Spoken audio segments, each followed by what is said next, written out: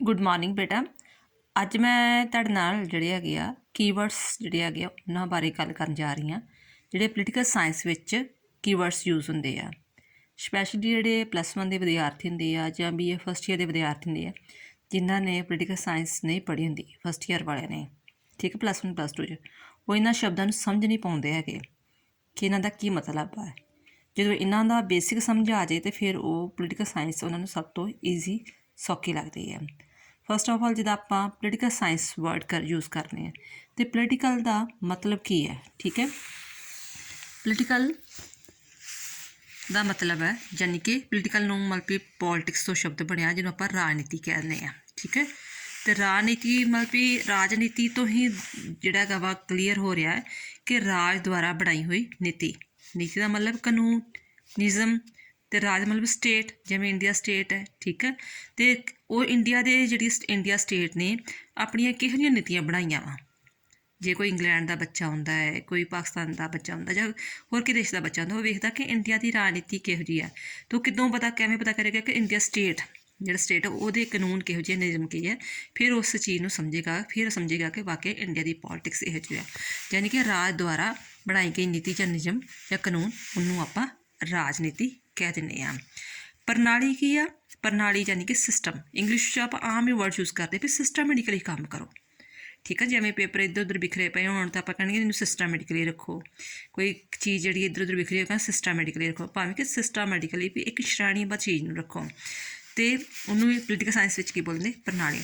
ਯਾਨੀ ਕਿ ਕਿਸੇ ਵੀ ਤਰ੍ਹਾਂ ਦਾ ਸਮੂਹ, ਠੀਕ ਆ, ਉਹਨੂੰ ਨਿਸ਼ਚੇ ਜਾਂ ਅਨੁਸ਼ਾਸਨ ਦੇ ਰੂਪ ਵਿੱਚ ਕਰਨਾ, ਉਹਨੂੰ ਆਪਾਂ ਪ੍ਰਣਾਲੀ ਕਹਿ ਦਿੰਦੇ ਹਾਂ। ਨੈਕਸਟ ਹੈਗਾ ਰਾਜਨੀਤਿਕ ਪ੍ਰਣਾਲੀ, ਠੀਕ ਹੈ। ਹੁਣ ਰਾਜਨੀਤੀ ਸਮਝ ਲੱਗ ਗਈ, ਪ੍ਰਣਾਲੀ 'ਤੇ ਸਮਝ ਲੱਗ ਗਈ। ਹੁਣ ਇਟ ਮੀਨਸ ਰਾਜਨੀਤਿਕ ਪ੍ਰਣਾਲੀ ਤੋਂ ਕੀ ਭਾਵ?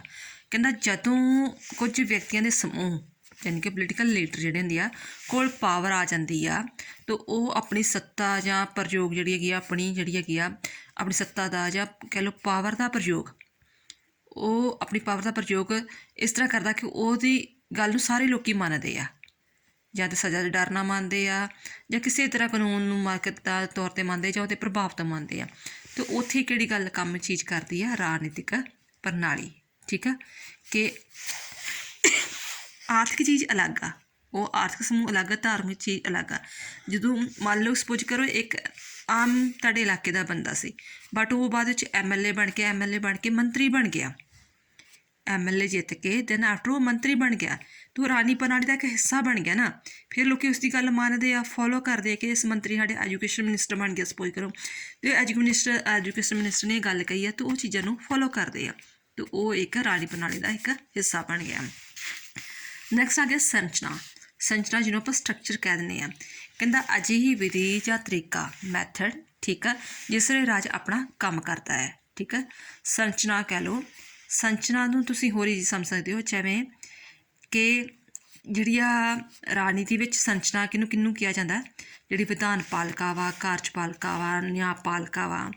ਯਾਨੀ ਕਿ ਵਿਧਾਨ ਪਾਲਿਕਾ ਜਿਹਦੇ ਵਿੱਚ ਸਾਰੇ MLA ਚੁਣੇ ਗਏ, ਕਾਰਜਪਾਲਿਕਾ ਜਿਹੜੇ MLA ਮੰਨ ਲਓ ਕਿ 117 ਆਪਣੇ ਪੰਜਾਬ ਦੇ MLA ਚੁਣੇ ਗਏ, 117 ਵਿੱਚੋਂ ਮਤਲਬ 15, 18 ਜਾਂ 20 ਜਿਹੜੇ ਹੈਗੇ ਆ ਉਹਦੇ 'ਚ ਮੰਤਰੀ ਬਣਾਏ ਗਏ, ਉਹ ਕਾਰਜਪਾਲਿਕਾ ਗਏ। ਅਤੇ ਨਿਆਂਪਾਲਿਕਾ ਜਿਹੜੇ ਜੱਜ ਵਗੈਰਾ, ਠੀਕ ਆ, ਇਹ ਸਾਰੇ ਮਿਲ ਕੇ ਕੀ ਬਣਿਆ? ਸਟਰਕਚਰ, ਸਰਕਾਰ ਦਾ ਸਟਰਕਚਰ ਬਣਿਆ, ਠੀਕ ਹੈ। ਉਹਨੂੰ ਇਹ ਪੋਲੀਟੀਕਲ ਸਾਇੰਸ ਕਿਹਾ ਤਾਂ ਸੰਰਚਨਾ, ਠੀਕ ਹੈ। ਵਿਧਾਨ ਪਾਲਿਕਾ ਫਿਰ ਕਲੀਅਰ ਕਰਨੀ, ਜਿਹਨੂੰ ਆਪਾਂ ਲੈਜਿਸਲੇਚਰ ਬੋਲਦੇ ਹਾਂ, ਜਿਸ ਵਿੱਚ MP ਵੀ ਹੁੰਦੇ ਆ, MLA ਹੁੰਦੇ ਆ। ਸੰਸਦ ਵਿੱਚ MP ਹੋ ਗਏ, ਅਤੇ ਵਿਧਾਨ ਸਭਾ ਵਿੱਚ ਜਿਵੇਂ ਪੰਜਾਬ ਵਿੱਚ ਉਹਨੂੰ ਆਪਾਂ ਕਹਿੰਦੇ ਆ MLA, ਠੀਕ ਹੈ, ਜੋ ਕਾਨੂੰਨ ਬਣਾਉਂਦੇ ਆ। ਅਤੇ ਕਾਰਜਪਾਲਿਕਾ ਯਾਨੀ ਕਿ ਛੋਟਾ ਰੂਪ, ਵਿਧਾਨ ਪਾਲਿਕਾ ਦਾ ਛੋਟਾ ਰੂਪ ਆ। ਜਿਵੇਂ ਤੁਹਾਡੀ ਕਲਾਸ ਵਿੱਚ ਮਤਲਬ 30 ਬੱਚੇ ਆ, ਅਤੇ 30 ਵਿੱਚੋਂ ਮਤਲਬ ਸਿਰਫ ਮੈਂ 5 ਬੱਚਿਆਂ ਨੂੰ ਹੀ ਜਿਹੜੇ ਗਰੁੱਪ ਲੀਡਰ ਬਣਾਵਾਂ ਕਿ ਤੁਸੀਂ ਜਿਹੜੇ ਹੈਗੇ ਆਹ ਕੰਮ ਕਰਨਾ ਹੈ। ਅਤੇ ਉਸੇ ਤਰ੍ਹਾਂ ਜਿਹੜੇ ਹੈਗੇ ਵਿਧਾਨ ਪਾਲਿਕਾ ਵਿੱਚੋਂ ਜਿਹੜੇ 15 ਮੈਂਬਰ ਚੁਣੇ ਜਾਂਦੇ, 15-20 ਮੰਤਰੀ ਚੁਣੇ ਜਾਂਦੇ ਹੈਗੇ ਆ, ਉਹ ਕਾਰਜਪਾਲਿਕਾ ਦਾ ਰੂਪ ਧਾਰਨ ਕਰ ਲੈਂਦੇ ਆ।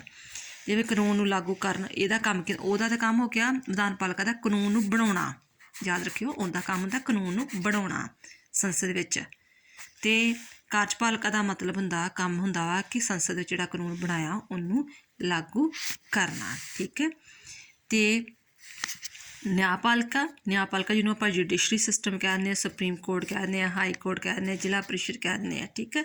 ਇਹਦੇ 'ਚ ਜਿਹੜੇ ਜੱਜ ਹੁੰਦੇ ਆ, ਜੋ ਵੀ ਸਪੋਜ਼ ਕਰੋ ਕਿ ਕਿਸੇ ਨੇ ਕੇਸ ਕੀਤਾ, ਕਿਸੇ ਨਾਲ ਧੱਕਾ ਹੋਇਆ ਅਤੇ ਉਹ ਆਪਣੀ ਸੁਣਵਾਈ ਕਰਦਾ ਹੈ, ਅਤੇ ਉਹ ਸਾਰਾ ਕੁਝ ਕਿੱਥੇ ਕੰਮ ਹੁੰਦਾ? ਨਿਆਂਪਾਲਿਕਾ ਵਿੱਚ।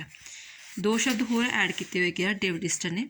ਕਹਿੰਦਾ ਡੇਵਿਡ ਈਸਟਨ ਜਿਹੜਾ ਹੈਗਾ ਵਾ ਉਹ ਇੱਕ ਫੇਮਸ ਪੋਲੀਟੀਕਲ ਜਿਹੜਾ ਹੈਗਾ ਵਾ ਉਹ ਸਾਇੰਟਿਸਟ ਆ। ਉਹਨੇ 2 ਸ਼ਬਦਾਂ ਦੀ ਵਰਤੋਂ ਕੀਤੀ ਹੈਗੀ ਆ ਰਾਜਨੀਤੀ ਵਿੱਚ। ਆਧੁਨਿਕ ਵਿਦਵਾਨ ਮੰਨਿਆ ਜਾਂਦਾ ਹੈ, ਮਾਡਰਨ ਜਿਹੜਾ ਹੈਗਾ ਵਾ ਫਿਲੋਸਫਰ ਮੰਨਿਆ ਜਾਂਦਾ ਪੋਲੀਟੀਕਲ ਸਾਇੰਸ ਦਾ। ਉਹਨੇ ਜਿਹੜੀ ਕਿ 2 ਸ਼ਬਦਾਂ ਦੀ ਵਰਤੋਂ ਕੀਤੀ ਹੈ, ਨਿਵੇਸ਼ ਅਤੇ ਨਿਕਾਸ। ਜਿਹਨੂੰ ਆਪਾਂ ਨਿਵੇਸ਼ ਹੋ ਗਿਆ ਕਿਸੇ ਚੀਜ਼ ਵਿੱਚ ਨਿਵੇਸ਼ ਕਰਨਾ, ਇਨਪੁੱਟ। ਜਿਵੇਂ ਮਲਪੀ ਨਿਵੇਸ਼ ਕਰ ਦਿੱਤਾ ਕਿ ਤੁਸੀਂ ਚੀਜ਼ ਵਗੈਰਾ ਜਿਹੜੀ ਹੈ ਤੁਹਾਨੂੰ ਯਾਦ ਕਰਵਾਈ ਜਾ ਰਹੀ ਹੈ ਕਿਸੇ ਤਰ੍ਹਾਂ, ਅਤੇ ਪੇਪਰ ਵਿੱਚ ਤੁਸੀਂ ਉਹ ਚੀਜ਼ ਦਾ ਆਊਟਪੁੱਟ ਦੇ ਰਹੇ ਹੋ। 6 ਮਹੀਨੇ ਤੁਸੀਂ ਕਿਸੇ ਚੀਜ਼ ਨੂੰ ਪੜ੍ਹਦੇ ਆ ਰਹੇ ਹੋ ਲਗਾਤਾਰ, ਬਟ ਤਾਂ ਹੀ ਪਤਾ ਲੱਗੇਗਾ ਨਾ ਤੁਸੀਂ ਮਤਲਬ ਜੋ ਕੀ ਪੜ੍ਹਿਆ, ਉਹ ਜਦੋਂ ਤੁਸੀਂ ਆਊਟਪੁੱਟ ਦਿੰਦੇ ਆ ਪੇਪਰ ਵਿੱਚ ਉਹ ਲਿਖਦੇ ਹੋ, ਠੀਕ ਆ। ਨਿਵੇਸ਼ ਇਨਪੁੱਟ ਅਤੇ ਨਿਕਾਸ ਆਊਟਪੁੱਟ। ਨੈਕਸਟ ਹੈ ਨਿਵੇਸ਼। ਨਿਵੇਸ਼ ਇਹ ਜਿਹੜੇ ਸ਼ਬਦ ਵਾ ਨਾ, ਨਿਵੇਸ਼ ਅਤੇ ਨਿਕਾਸ, ਇਹ +1 ਤੋਂ ਲੈ ਕੇ MA ਤੱਕ ਇਸ ਨਾਲ ਰਿਲੇਟਡ ਜਿਹੜੇ ਕਿ ਕੁਐਸਚਨ ਵੀ ਆਉਂਦੇ ਆ। 1 ਨੰਬਰ ਦੇ ਵੀ, 2 ਨੰਬਰ ਦੇ, ਈਵਨ ਕਿ 16 ਅਤੇ 20 ਨੰਬਰ ਦੇ ਵੀ ਕੁਐਸਚਨ ਵਗੈਰਾ ਇਹ ਚੀਜ਼ ਆਉਂਦੇ ਆ। ਇਸ ਕਰਕੇ ਇਸ ਚੀਜ਼ ਦੀ ਬੇਸਿਕ ਨੂੰ ਸਮਝਣਾ ਜ਼ਰੂਰੀ ਹੈ ਕਿ ਹੈ ਕੀ ਆ। ਕਹਿੰਦਾ ਡੇਵਿਡ ਈਸਟਨ ਮੰਨਦਾ ਹੈ ਕਿ ਜਦੋਂ ਚੋਣਾਂ ਹੁੰਦੀਆਂ, ਇਲੈਕਸ਼ਨ ਹੁੰਦੀਆਂ, ਤਾਂ ਅਸੀਂ ਉਹਨਾਂ ਸਾਹਮਣੇ ਕੁਝ ਮੰਗਾਂ ਜ਼ਰੂਰ ਰੱਖਦੇ ਹਾਂ।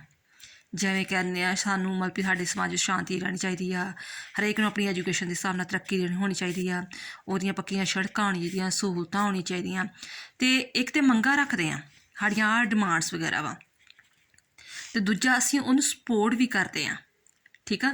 ਵੋਟਾਂ ਰਾਹੀਂ ਸਪੋਰਟ ਕਰਤੀ, ਪੈਸੇ ਰਾਹੀਂ ਸਪੋਰਟ ਕਰਤੀ, ਜਾਂ ਰੈਲੀਆਂ ਵਿੱਚ ਜਾ ਕੇ ਸਪੋਰਟ ਕਰਤੀ। ਇਹ ਜਿਹੜੀ ਕੀ ਆ 2 ਰੂਪਾਂ 'ਚ ਨਿਵੇਸ਼ ਕੰਮ ਕਰਦੀ ਆ। ਇੱਕ ਮੰਗਾਂ ਦੇ ਰੂਪ ਵਿੱਚ ਕਿ ਅਸੀਂ ਮੰਗਾਂ, ਸਾਡੀਆਂ ਡਿਮਾਂਡਸ ਕੀ ਨੇ, ਦੂਜਾ ਅਸੀਂ ਉਸ ਨੂੰ ਸਪੋਰਟ ਕਿਵੇਂ ਕਰ ਰਹੇ ਹਾਂ, ਠੀਕ ਆ। ਉਹਨੂੰ ਆਪਾਂ ਬੋਲ ਦਿੰਦੇ ਹਾਂ, ਜਿਹੜਾ ਡੇਵਿਡ ਈਸਟਨ ਬੋਲ ਦਿੰਦਾ, ਨਿਵੇਸ਼। ਰਾਜਨੀਤੀ ਵਿੱਚ ਨਿਵੇਸ਼ ਕਰਨਾ। ਨਿਕਾਸ ਕੀ ਆ? ਕਹਿੰਦਾ ਜਦੋਂ ਕੋਈ ਪਾਰਟੀ, ਸਪੋਜ਼ ਕਰੋ ਜਿਵੇਂ ਕਾਂਗਰਸ ਪਾਰਟੀ ਆ, ਕੋਈ ਪਾਰਟੀ ਆ ਸਰਕਾਰ ਬਣਾ ਲੈਂਦੀ ਆ, ਤਾਂ ਆਪਣੇ ਫੈਸਲੇ ਜਾਂ ਨਿਰਣੇ ਜਿਹੜੀਆਂ ਵੀ ਉਹਨਾਂ ਨੇ ਮੰਗਾਂ ਕੀਤੀਆਂ, ਸਪੋਜ਼ ਕਰੋ ਆਪਣੇ ਇਨਪੁੱਟ ਕੀਤੀਆਂ, ਬਾਅਦ 'ਚ ਆਊਟਪੁੱਟ ਵੀ ਦਿੱਤੀ। ਇਨਪੁੱਟ ਕੀਤੀਆਂ ਕਿ ਸਰਕਾਰ ਬੇਰੁਜ਼ਗਾਰਾਂ ਨੂੰ ਨੌਕਰੀਆਂ ਦਿੱਤੀਆਂ ਜਾਣ, ਠੀਕ ਆ, ਕਾਲਾ ਧਨ ਵਾਪਸ ਲਿਆਂਦਾ ਜਾਵੇ, ਇਹ ਮੰਗਾਂ ਕੀਤੀਆਂ। ਫਿਰ ਆਪਾਂ ਸਪੋਰਟ ਕੀਤੀ, ਉਹਨਾਂ ਨੂੰ ਵੋਟਾਂ ਦਿੱਤੀਆਂ, ਠੀਕ ਹੈ। ਅਤੇ ਉਹ ਕੀ ਹੋ ਗਿਆ, ਫਿਰ ਜਿਹੜੀ ਸਰਕਾਰ ਉਹ ਫੈਸਲੇ ਲੈਂਦੀ ਆ, ਕਾਨੂੰਨ ਬਣਾਉਂਦੀ, ਵਾਕਿਆ ਨੌਕਰੀਆਂ ਦਿੰਦੀ ਆ, ਵਾਕਿਆ ਜੋ ਉਹਨਾਂ ਨੇ ਕਿਹਾ ਸੀ ਉਹ ਸਾਰਾ ਕੁਝ ਹੁੰਦਾ ਹੈ, ਕਲੀਅਰ ਹੁੰਦਾ ਹੈ, ਅਤੇ ਉਹ ਕੀ ਹੋ ਗਿਆ, ਆਊਟਪੁੱਟ। ਨੈਕਸਟ ਹੈਗਾ ਲੋਕ ਪ੍ਰਕਿਰਿਆ, ਜਿਹਨੂੰ ਫੀਡਬੈਕ ਕਹਿੰਦੇ ਆ। ਜਦੋਂ ਯਾਨੀ ਕਿ ਇਹ ਉਸੇ ਦਾ ਹੀ ਰੂਲ ਆ ਨਿਵੇਸ਼ ਦੇ ਨਿਕਾਸ ਦਾ ਹੀ। ਜਦੋਂ ਆਪਾਂ ਡਿਮਾਂਡਸ ਕਰਦੇ ਹਾਂ, ਡਿਮਾਂਡਸ ਵਿੱਚ ਕੀ ਆ ਗਿਆ, ਇਨਪੁੱਟ ਅਤੇ ਸਪੋਰਟ। ਦੈਨ ਆਫਟਰ ਕੋਈ ਸਰਕਾਰ ਕੋਲ ਚਲ ਗਿਆ ਸਾਰਾ ਕੁਝ, ਠੀਕ ਆ। ਅਤੇ ਸਰਕਾਰ ਬਣ ਕੇ ਉਹ ਡਿਸੀਜ਼ਨ ਲੈਂਦੀ ਹੈ, ਫੈਸਲੇ ਕਰਦੀ ਹੈ, ਕਾਨੂੰਨ ਬਣਾਉਂਦੀ ਹੈ।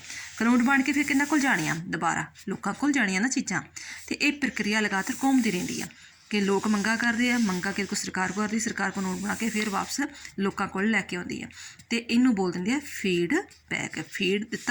ਫੀਡ ਦਿੱਤੀ, ਦੈਨ ਆਫਟਰ ਉਹ ਫੀਡ ਹੋ ਕੇ ਫਿਰ ਉਹ ਬੈਕ ਵਾਪਸ ਆ ਗਏ। ਤੈਨੂੰ ਪੰਜਾਬੀ 'ਚ ਬੋਲ ਦਿੰਦੇ ਲੋਕ ਪ੍ਰਕਿਰਿਆ, ਠੀਕ ਹੈ।